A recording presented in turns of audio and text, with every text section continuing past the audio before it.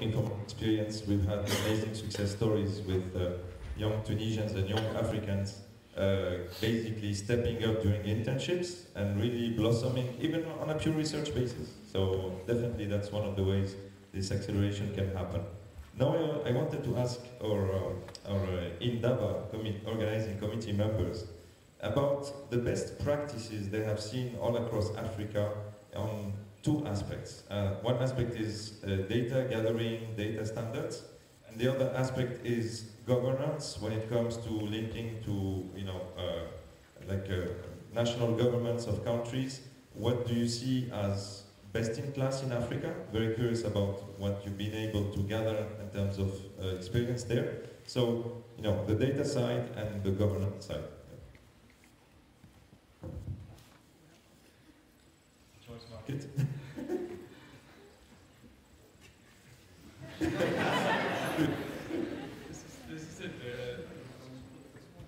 This is a very hard question. I'll just speak about governance first, and I'll just make some observations.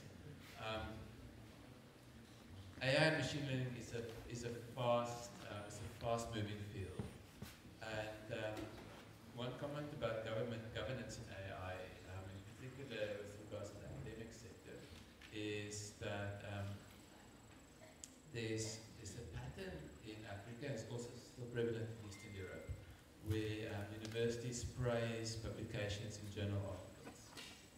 And universities often praise publications in journal articles where you are the sole author because then you prove that you can actually do research. Now, if you publish in AI, you probably publish in conferences, in an archive, and you very rarely publish in journals because it's a slow-moving field. We also publish as a big team. So the consequence is that government KPIs, or key performance indicators that actually measure research, is applied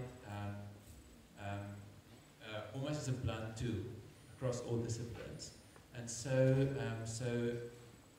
my very naive experience of AI research in Africa is that senior professors do not want, or they're not incentivized to publish at the top AI venues, junior professors or junior lecturers as well, because that would actually hurt their promotion, their future career trajectory.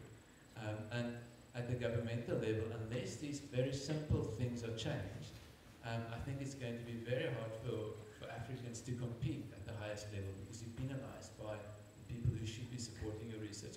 So that's my one data point with regards to governance. I don't actually know anything about data set standards in Africa, so I'm going to pass that back to someone else who knows a bit more.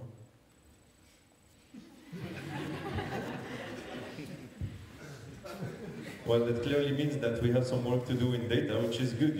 Every problem is an opportunity at some stage. But yes, Stephan. Hello. No, I actually don't know very much about data collection in Africa either. No.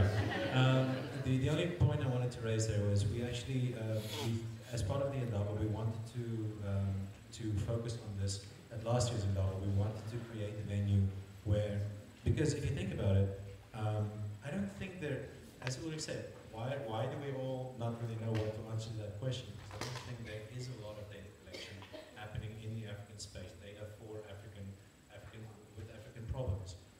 We wanted to create a venue for that at the last Indaba, and because the point was raised, this was just about a computer vision data set. In the end, we didn't do it. I think the best venue for something like that is at a big gathering like this. This is the perfect opportunity for us to create and curate data sets that are specific to us and our needs. And it should be made a priority. So if next year we grow to maybe include one day a hackathon session as well, why not include a data collection and data tagging session as well? The same goes for us at the main event. Absolutely, especially with Pan-African organization like Indaba, like Alliance for AI. That's a great chance. Alex, you have an opinion? Yeah, so that's part of what we do with Alliance for AI, right? So there's so many parts to this, like you mentioned earlier on. It's the data, it's the compute, it's the government. We are approaching all of them, right? With the data part, it's trying to figure out, okay, what exists today, on the continent, and then going forward, how can we build more with AI at the edge, as Karen mentioned earlier on. And then right now, that's a fantastic idea, having a hackathon day where you can collect data. In terms of data set that exists today, I don't know how many people in the audience are familiar with Open Data Initiative. Anyone? Okay, so Open Data Initiative exists in Africa, and there's a page on Alliance for AI where we have a whole list of data sets on the continent that you can go and pick up today, right? So those data have been collected in Nigeria, in Kenya. The people who've collected these are part of my board. So like, we've got in the list of all the data sets, they exist. There are challenges with them. The challenges with them are when they start getting used to do something great, the government official who's in charge of it kind of turns it off. That's happened twice. So that's another issue with the government that we have to think about. But there have been efforts to collect data, and we've tried to put a list together of those.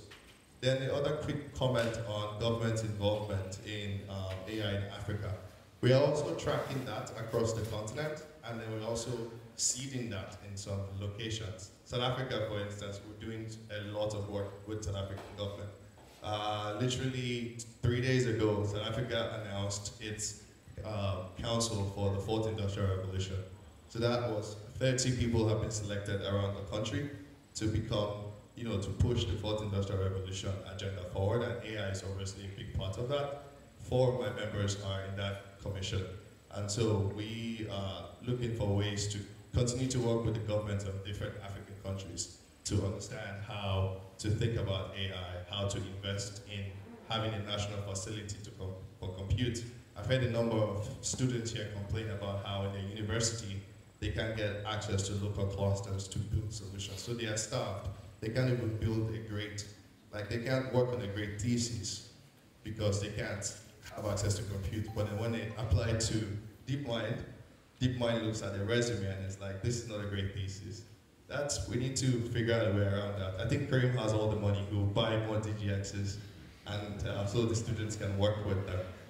I'll stop there before I set you up. Absolutely. What I was going to say is also, I don't know if Tejumade Afonja is in the room. Yes? Maybe Teju, you could share. Tejumade is basically from InstaDeep, Nigeria, and she's been involved through AI Saturdays on basically collecting data for an interesting project. Maybe you could say a few words about that. Thank you. I wasn't expecting. Surprise. All right. My name is Tejumade Afonja, and I co-organize and coordinate a community called AI Saturday Lagos. Basically, there we're trying to build the African AI datasets for images, and how we approached that so far. It's called ChildNet. It's meant to be. I don't know if anyone is anyone here. I'm sure. I'm so sorry. I'm so clumsy right now. Let me take a deep breath.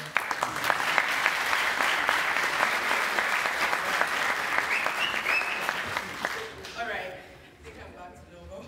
So we're trying to do an African version of ImageNet. Basically, we want to build about, say, 500 to 1,000 data sets for each, say, classes for African food. I don't know the popular food in Tunisia, but say in Nigeria, we have jollof rice, blah, blah, blah. If you check ImageNet, you don't have all those things represented in the ImageNet data. So we thought it was very, very underrepresented, and that is not good, because almost all the good models out there, pre-trained models and all, they're being trained on this image. And we felt like maybe we could do something about it. We could collect data and start in Nigeria and move across Africa.